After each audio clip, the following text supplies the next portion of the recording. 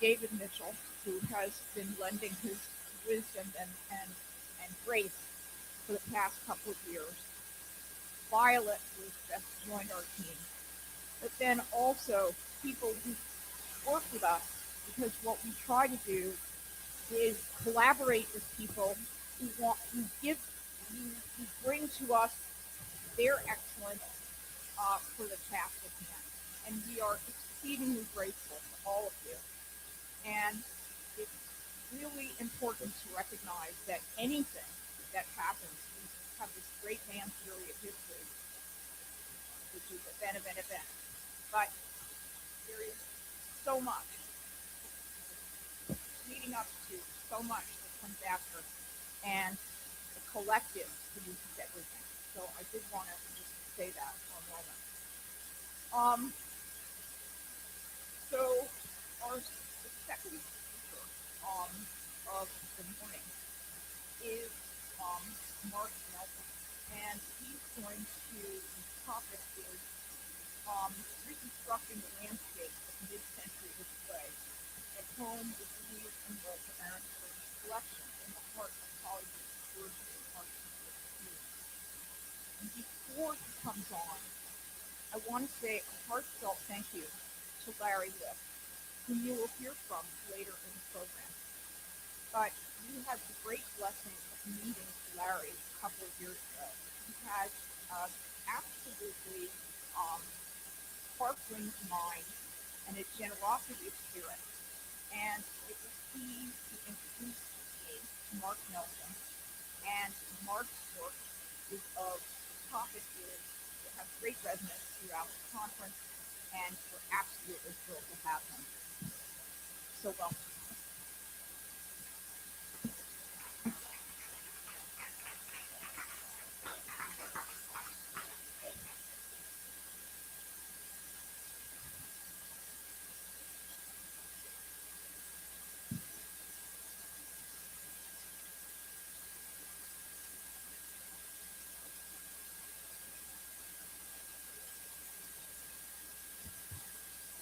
Can everybody hear me okay?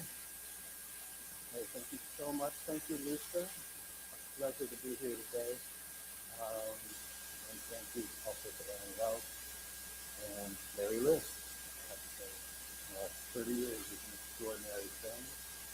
As someone coming up on my 25th wedding anniversary, and also the graduation from college of my daughter, we're not at 30 yet, so that's pretty cool.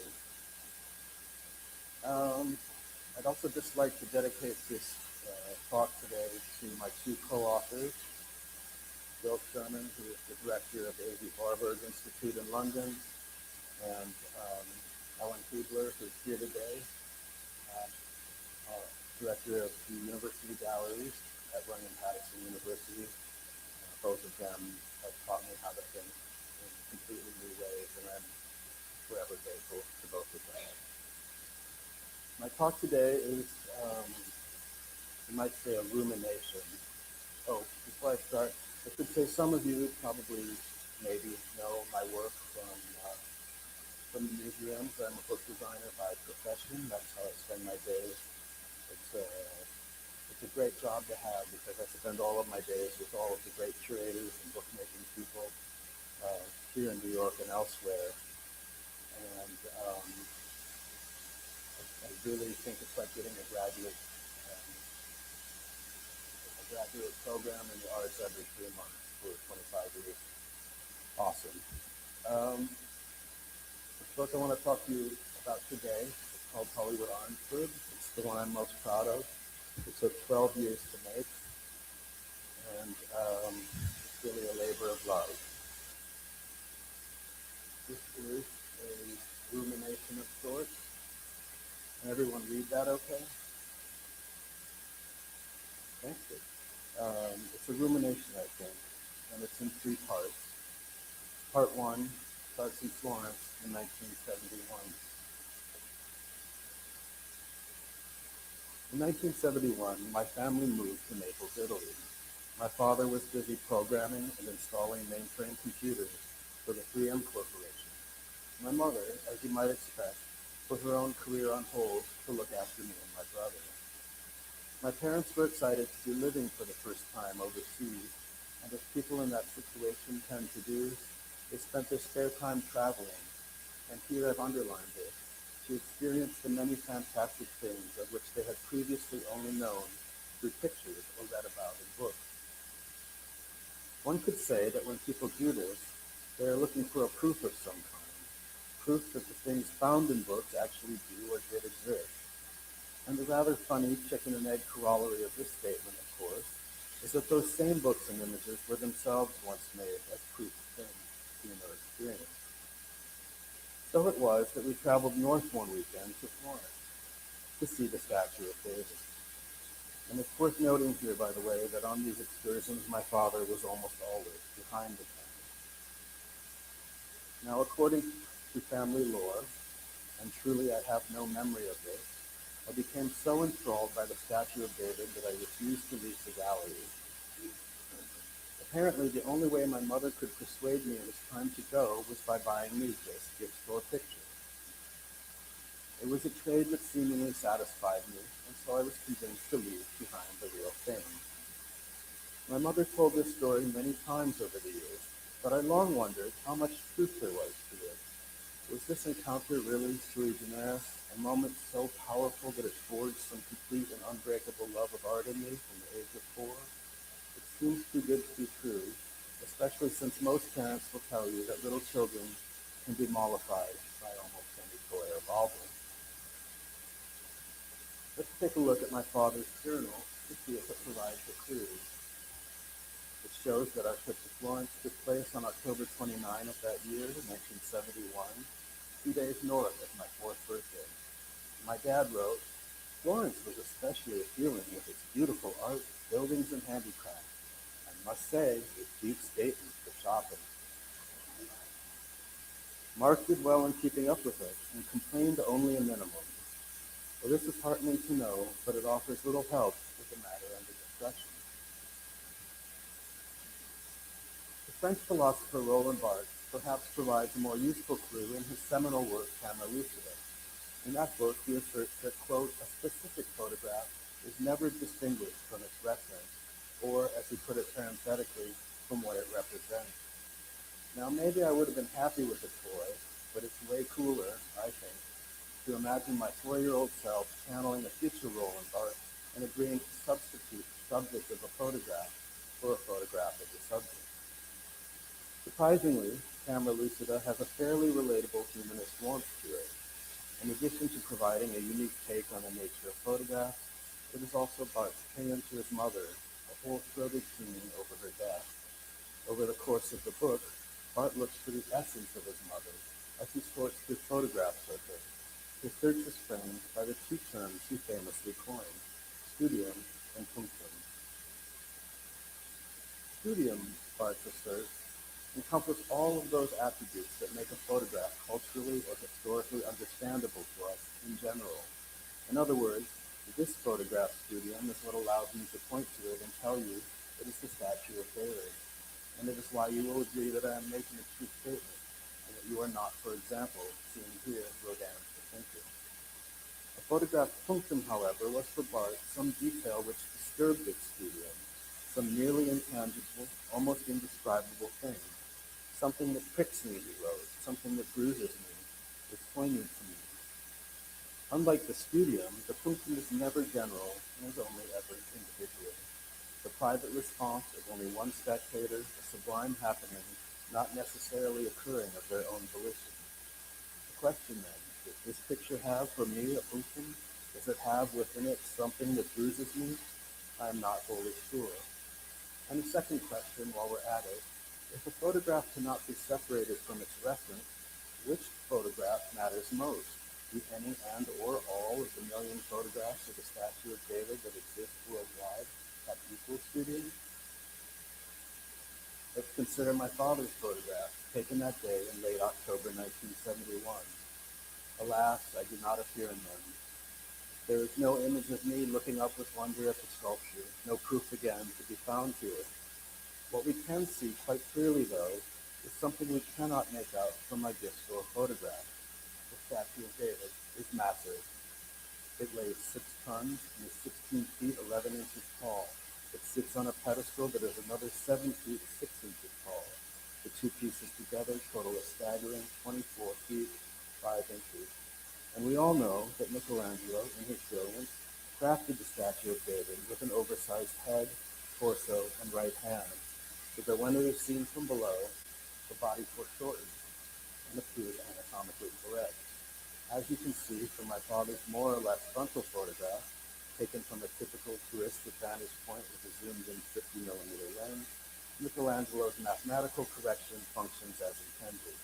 This means that my gift store photograph straight on view is a physical impossibility for the vast majority of visitors to the Galleria dell'Accademia.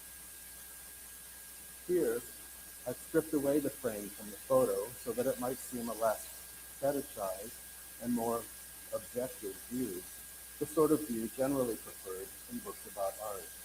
And once you see that oversized hand, you can't unsee it.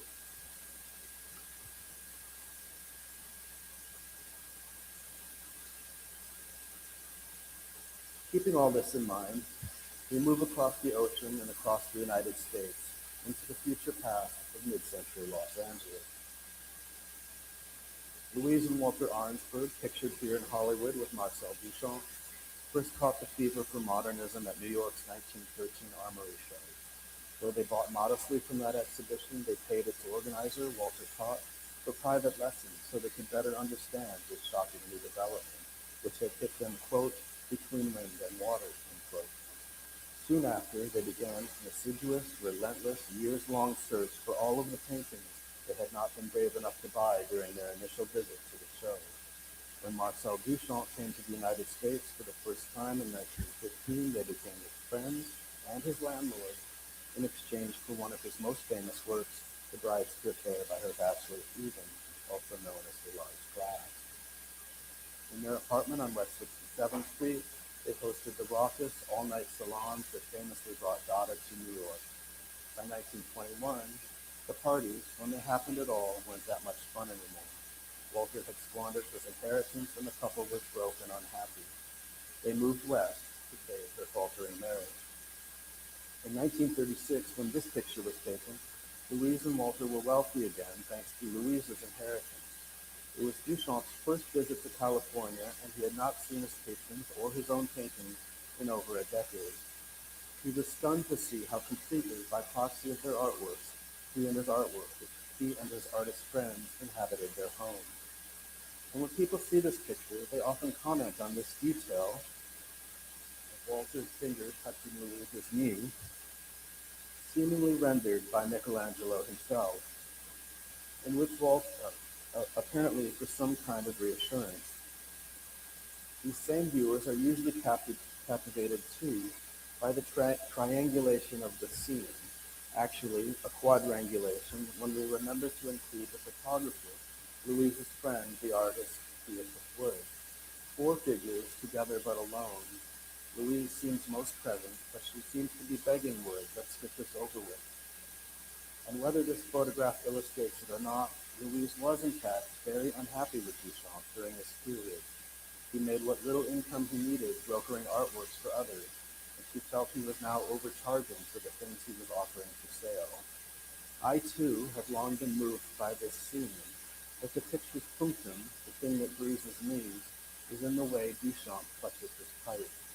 He bends forward, anxious, a far cry from the self-assured and unconcerned artist we most often read about, looking for something from Walter, who seemed sheepish and unsure of himself.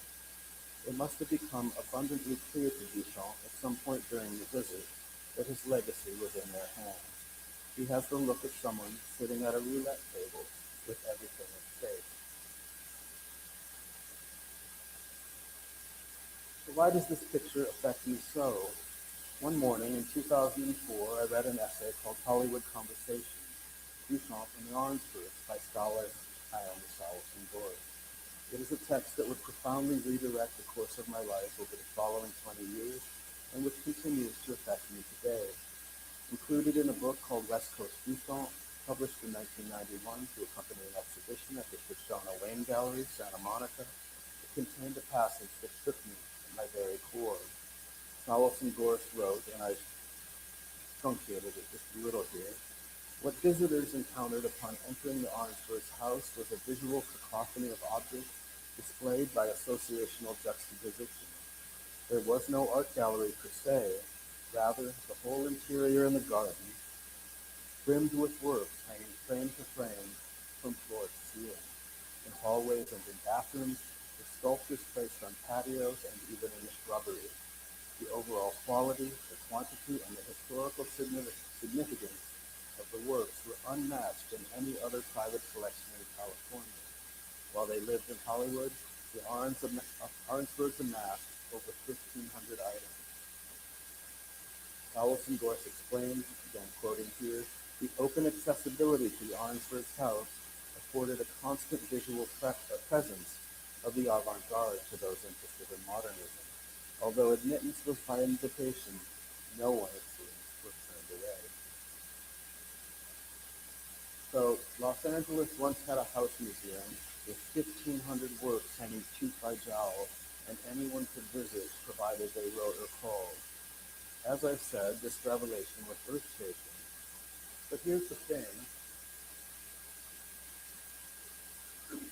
I was not really moved by the photographs themselves. They were small, just adequately printed, and they only hinted at the description provided by Salas and Gorse. It is possible, therefore, I now know, to be bruised by photographs without fully seeing them, to experience the punctum of a picture not by looking at that picture, but by reading a description written by someone else of its reference studio. Roland Barthes, if he's hearing me now, may be spinning around in his casket with his philosophical circularity. Here, I think, it serves me well to show you the house, located in the Outpost Estate neighborhood of Hollywood. Large, but not overwhelmingly so, it had what Louise and Walter wanted most, wall space. And before I move on, I'd just like to draw your attention to the little structure in the left of the frame there, foyer, which the Arnsbergs added to the house in 1928. We'll come back to this later. Reading Naomi's text, I knew instantly and with certainty that I had to read Vogue, the Arnsberg collection in book form. And this knowledge lived within me for 4 years, through the birth of my second child, through all of my obligations designing books for other people, and through the publication of the first book I authored with Sarah Hudson Bayless, Exquisite Corpse, in which we included a single image of the Arnsberg collection. Finally, one evening in 2008, as I was going to bed, I realized I had found new energy and said to myself with quiet excitement, tomorrow I will start. The next day, I began to paste together the 17 Xeroxes I had been sent by the Philadelphia Museum of Art. Yes, believe it or not, just 20 years ago, we still wrote letters and received Xeroxes by mail and return. I made little elevations of those photographs so I could understand them in my mind's eye in color. I made little models believing this material might someday make a great exhibition. I visited the PMA archives and discovered that there were not 17 photos as I initially thought, but more than 50 beautiful prints in the archive's file folders. Beyond those easily accessible images, I also found hundreds of negatives like this one that provided little clues. That rhetorical question I put to you about the statue of David, which photographs matter, was suddenly real and answerable. All of them. I wanted all of them. As the Arnsbergs had searched for the paintings they had first seen at the Armory show, I searched for every photograph I could find that gave the smallest proof of how this couple lived with their art. I put the pictures in an order I thought made sense, given my limited understanding at the time of the house. This is the earliest surviving sketch I could find from June 2009 of how I thought the book would function.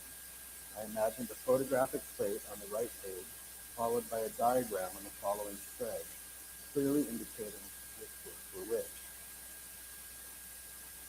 Crucially, I believe that every object, regardless of its perceived cultural or economic value, should carry equal importance.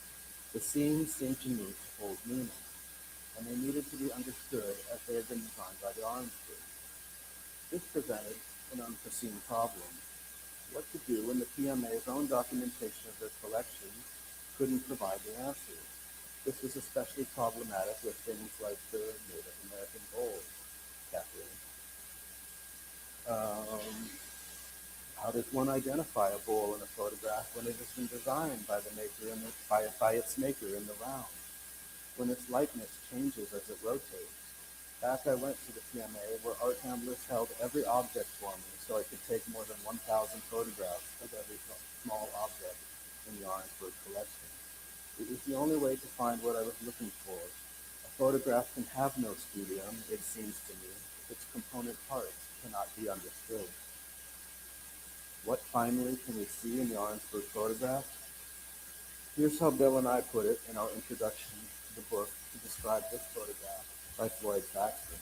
Quote, a lens aimed at the living room fireplace, for instance, would take in 3 Picasso, 3 Braque, 3 Rousseau, 3 Klee, four iconic pieces by Brancusi, and 4 major Duchamp works, interspersed with original letters written by Sir Francis Bacon and his mother, a leaf from a 1462 Mainz Bible, a monolithic figure from Easter Island, a Peruvian mask, Persian rugs of various shapes and sizes, and at least a dozen pre-Columbian sculptures. A full photographic survey of the remaining rooms would register no fewer than 19 works by Brancusi and more than 40 Duchamp, including all 3 versions of his notorious painting Youth Ascending the Staircase.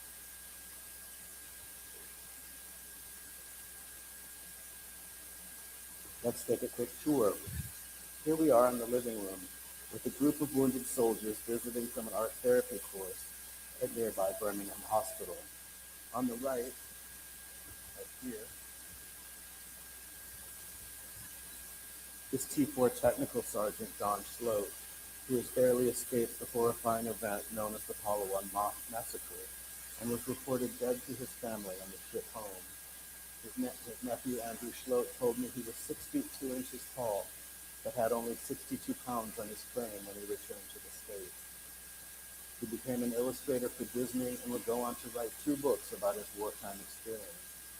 On the left, on the very far left, another lovely Michelangelo moment.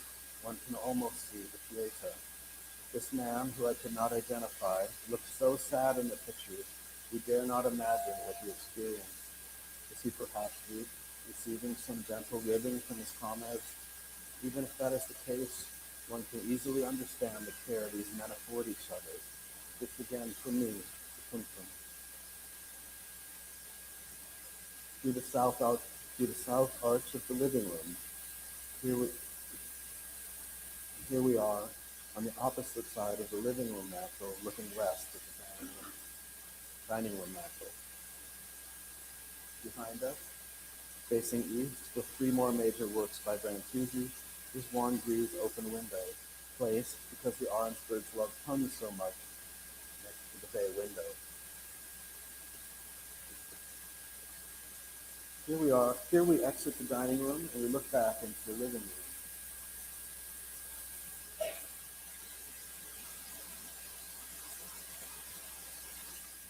And now we are at the back of the house in the Richard Neuter designed sunroom. This is one of only 3 color photographs taken by the German emigre Fritz Bloch, an architect who took up photography once he was no longer allowed to practice architecture in Nazi-controlled Germany. Walter wrote the recommendation to the Department of State that allowed him to stay in the United States. Here, Duchamp's glass glider, a window within a window, frames a monumental Aztec corn goddess in the garden. And as we exit the sunroom, we see Gutierrez's massive picture of Ariadne, the Crusader's recompense. Let's go upstairs.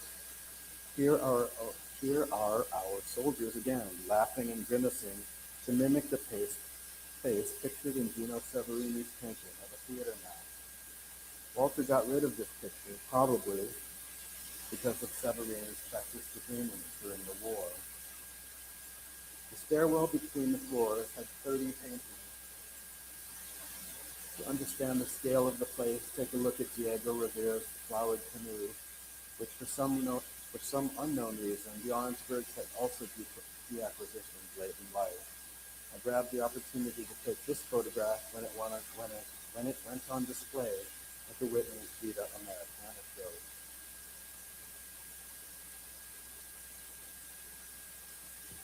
I mentioned that the Arnsbergs loved to make puns with their paintings. Here is one of their best. Once a visitor ascended the stairs and found themselves on the landing, they could look across at Albert Glaz's monumental Man on a Balcony. In this startling little moment, they became, in essence, a person on a balcony, looking at a man on a balcony. Again, for a sense of scale, it is worth noting that this painting is 7 feet tall and 53 inches wide when framed. Unfortunately, we don't have time today for me to show you the second floor, but trust me when I tell you it's just as great as the first floor. As we exit through the living room here, we arrive at the foyer. Remember, I asked you to keep in mind this little addition to the house. Custom designed in 1928 by Henry Palmer Sabin to hold 2 sculptures by Brancusi, it may well be the first time in American history that a structure was purpose-built for modern art. The Arnsbergs, and many others in the community for that matter, had long hoped that their collection would stay in Los Angeles. A house museum was out of the question, however. The Arnsbergs were well off at the end of their lives, but not nearly wealthy enough to establish anything that could sustain the collection into perpetuity. In 1947, a contingent of people got together to form a little museum called the Modern Institute of Arts, with hopes of keeping the Arnsberg collection in Los Angeles. That museum closed in just under 2 years. And in 1948, William Copley and John Toyart visited the Arnsbergs several times. They had renovated a little bungalow in Beverly Hills and were starting a new surrealist gallery. They were seeking the Arnsbergs' counsel and, of course, hoping for sales. Somehow, over the course of 5 months, they managed to put on exhibitions of René Magritte, Joseph Cornell, Yves Tanguy, Roberto Mata, Man Ray, and Max Ernst, but sold next to nothing. Their closing was reported by the Los Angeles Daily News arts editor Kenneth Ross this way. The Copley Galleries will break the tape after one of the briefest and most spectacular runs in the history of Los Angeles galleries. The program has been abandoned not for want of interest or attendance, but for want of a little folding money in exchange for the work of these men. Located in the midst of wealthy Beverly Hills collectors, Toyart can't understand how they can spend up to $150,000 for the work of one Frenchman dead, when Ernst's entire retrospective could be had for less than $50,000. Giving the collection to a suitable museum was the only option for the Arnsbergs, and their last years were spent negotiating a promised gift. Duchamp kept a watchful eye. He traveled to California twice more while they were alive, and he was instrumental in the transfer of the collection to the Philadelphia Museum of Art. He assisted with both the initial and subsequent installations there, making sure his work had its own room. After the Arnsbergs died and their collection moved to Philadelphia, it would be 10 more years before LACMA opened in Los Angeles. And in the 60 years since, as you all know, modern art has become a big budget spectacle. This past month, LACMA's long-awaited David Beckham Galleries opened. This, in the words of the architect's concrete sculptor, Peter Zumthor, used over 85,000 cubic yards of architectural concrete in its construction. To be honest, I don't even know what that means.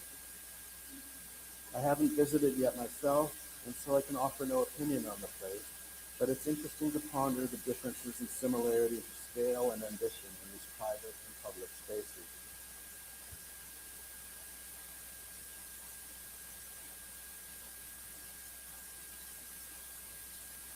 Part 3, Beverly Hills, 1948-1949.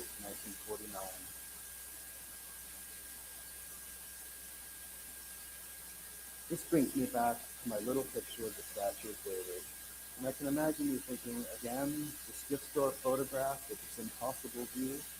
Hold on, though, I say. Just when its stock seems to have fallen low on the art historical Dow Jones, it may be time to reinvest. We should look at the toes. You might remember that in 1991, coincidentally the same year that West Coast Duchamp was published, A mentally unstable man named Piero Canada snuck a hammer into the gallery of the Academia and managed to damage the second toe of the left foot before being subdued by museum goers. It puts in the mind a shocking inverted image, a miniature Goliath trying to defeat a giant David. And it's hard to know how close Mr. Canada was to bringing David down. Italian marble men have known for more than 500 years that the block from which the statue of David was carved is vulnerable. Indeed, it seems it may have microfractures in its ankle. Shudder to think of the what if. What if Mr. Canada had climbed a bit higher or approached from another direction and swung a little harder? In an infinitesimally small, but I think not unimportant way, this photograph, inseparable as it is from its reference, is just a little closer to Michelangelo than is the statue itself, with its now reconstructed toe. The memory of that incident, as you may guess, brings us back to Roland Barthes. By giving me the absolute past of the pose, he wrote, the photograph tells me of death in the future. What pricks me is the discovery of this equivalence. In front of the photograph of my mother as a child, I tell myself, she is going to die. I shudder over a catastrophe which has already occurred. Whether or not the subject is already dead, every photograph is this catastrophe. It is Barthes' most devastating revelation. Every photograph shows something that will have been. There is no exception to this rule. Yet to realize that this little photograph of the statue of David shows something that someday will have been is nearly too much to bear. And you may or may not know this, but among the many horrific fires that devastated Los Angeles in late 2024 and early 2025 was the Sunset Fire, which came within 2 blocks of the newly renovated Orangeburg home before the winds changed and crews rushed in to bring it under control. Among so many other things, it is a reminder of the fragility of an ecosystem that tethered Duchamp to his legacy. All history we seem to need to keep relearning is contingent on wherewithal, on will, on luck, on chance. Duchamp sat at that roulette table grasping his pipe while he played the long game. He bet on the house and won. It's a particularly moving plot to me because over the years, Bill and Ellen and I spent writing Hollywood Orangeburg. So many people who helped us passed away before they could see the finished product. David Fettheimer, who told us where to find his father Carl Bissinger's photograph. The artist Elaine Rusted Cohen, who could relate her own visits to the Orangeburg home as a young adult with near perfect recall, and who found in a particular photograph of Walter's office the rekindling of a long-buried outrage. Murray Ross, who was excited to see his father Kenneth Ross's interview with Walter Orangeburg in print. And my own mother, too. She was diagnosed with cancer in 2016, which, after devastating her body, broke through the brain barrier and finally killed her in 2018. Among my most precious memories will forever be the hours I spent reading Bill's and my text of Hollywood Orangeburg aloud to her. By that point, we had polished it like our own little marble statue. We had checked and rechecked every sentence for accuracy and syntax and diction. There was one flaw, however, that we could never figure out to fix. The redundancy of information that was necessary to impart in 2 places. When I read it to my mother, she caught it immediately, questioning why we were repeating a fact we had already stated. I was flabbergasted. Even in profound pain, she was really listening. And this is why, this is how, most days I choose to believe that my mother's story about me loving the statue of David is possibly, definitely, maybe, probably true. It is free from art historical or philosophical imperative. My mother wasn't taking photographs or writing in her journal that day. She was simply paying attention. Another memory then. This one is clear as you are to me right now. I am 12 years old, sitting at a piano I do not want to practice. The stripes on my black and white Adidas sneakers strangely resemble, but are more interesting to me than the piano keys I do not want to touch. I take my mother's book on Marcel Duchamp down from the shelf and somehow arrive at the picture of the famous urinal. I ask her, what does this mean? And she says, Michelangelo taught us that art was beautiful. Marcel Duchamp taught us that art could do anything. I could not draw very well, But even at that age, I knew I would someday be working in the arts. Her sentence was, for me, a tuning fork for everything that came afterwards. I've spent the last 5 years now. I sure am. I spent the last 5 years returning to Beverly Hills, living there, figuratively, not literally, circa 1948 and 1949. I've been rebuilding the copy galleries in book form. I have now identified every work on every wall in all 6 shows.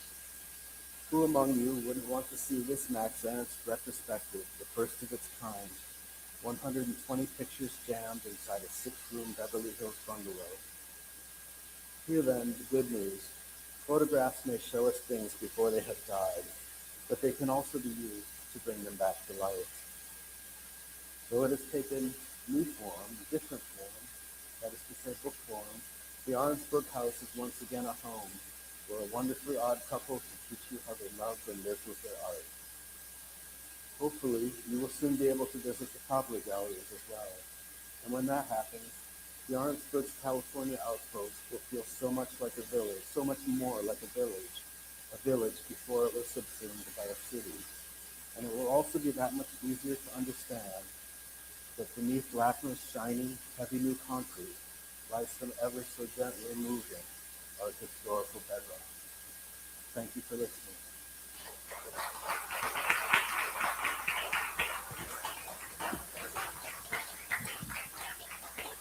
Do you have time for questions? Okay.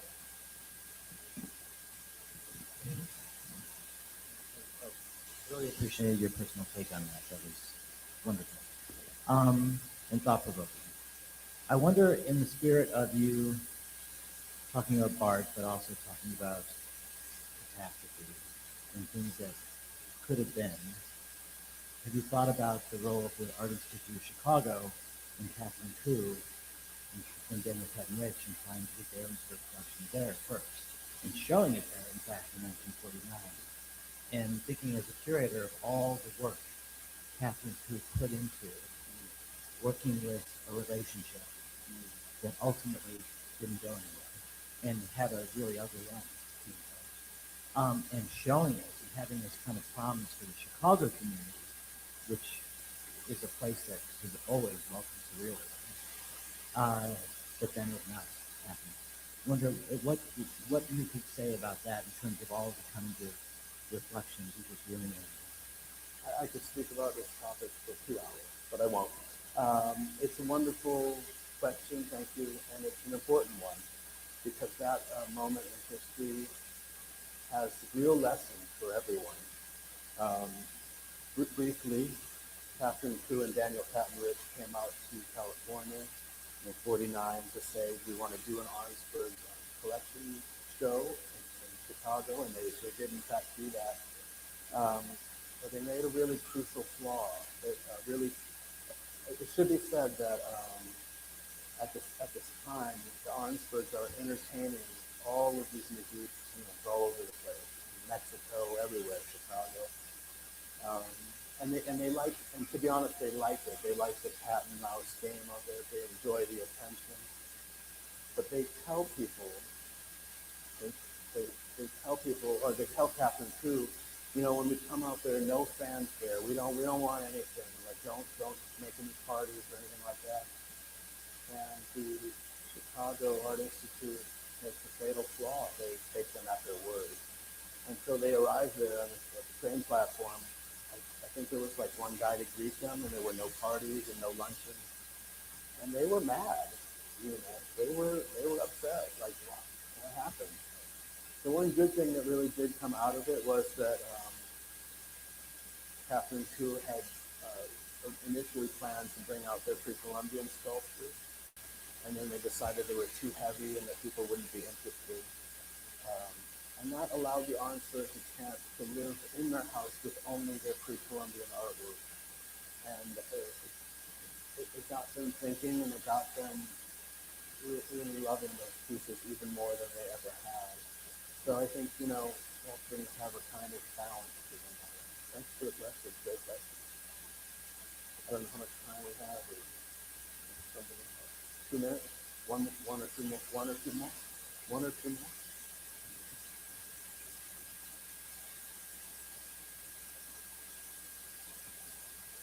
I spent many years studying the armory shell, which formed a large part of my doctoral dissertation.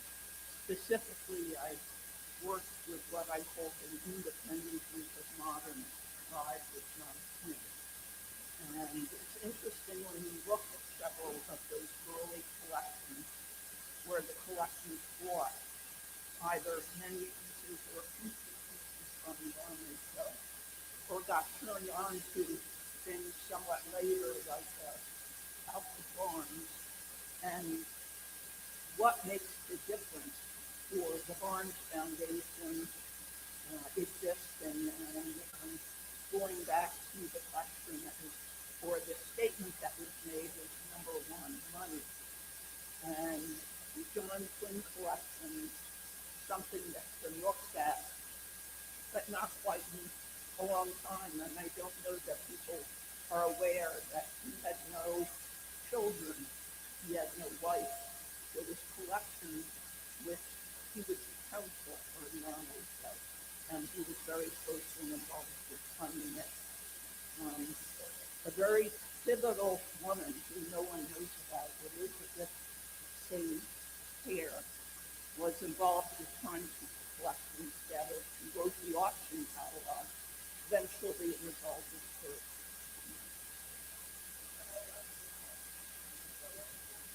Thank you. Thank you. And Quinn, it should be said, there's no documentation of in the house. I mean, Paul Schuler went and took photographs from some of the collections that really they didn't do the same thing. There's no posterity, no posture around the whole thing.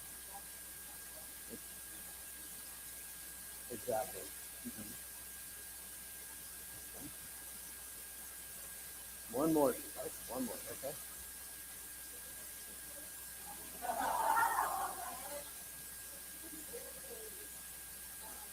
Yeah. They lived with their stuff. They touched it. They moved it around. They invited people to touch it. There's a famous anecdote where Walter Hopps, the young high school student, is admiring. He's come by to admire the Brancusi, and they say, "Bring it down to the lunch table." They just weren't precious with it. And a really wonderful thing happened. Ties back into the Catherine True story. Actually, we gave a presentation. My co-authors and I for the Getty.